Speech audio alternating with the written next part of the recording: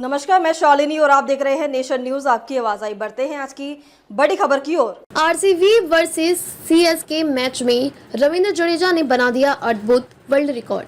IPL में ये कमाल करने वाले बने पहले खिलाड़ी। चेन्नई सुपर किंग्स सीएसके को भले ही रॉयल चैलेंजर्स बेंगलोर आरसीबी के खिलाफ हार का सामना करना पड़ा हो, लेकिन चेपॉक में स्टार ऑलराउंडर रविंद्र जडेजा ने इतिहास रच दिया है।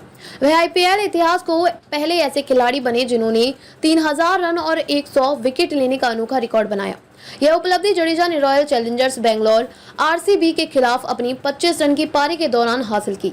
वह गेंदबाजी की टीम के लिए कुछ खास नहीं कर पाए। उन्होंने 3 ओवर में 37 रन खर्च किए और कोई विकेट हासिल नहीं किया। दरअसल रविंद्र जडेजा ने आईपीएल में अपने ऑलराउंडर प्रदर्शन के एक बड़ा मुकाम हासिल कर लिया है। आरसीबी के खिलाफ जडेजा ने 19 गेंदों में 25 रन बनाए, जिसमें 2 चौके और 1 छक्का शामिल था। इस पारी ने उन्हें आईपीएल में 3000 रन का आंकड़ा छूने में मदद की, जबकि वह पहले से ही 100 विकेट लेने वाले क्लब का हिस्सा थे। इस तरह जडेजा ने आईपीएल में ऐतिहासिक उपलब्धि अपने नाम की।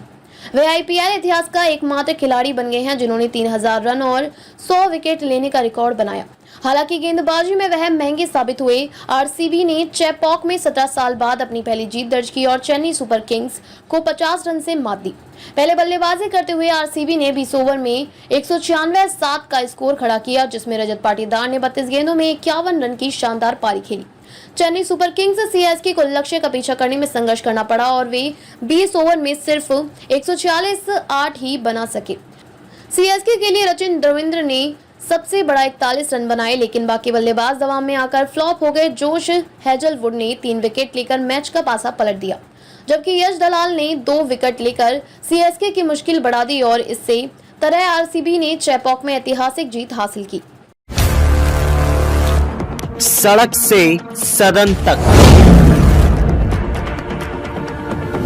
हर गतिविधियों पर रहेगी हमारी पैनी नजर। आपकी आवाज गूंजेगी चारों तरफ।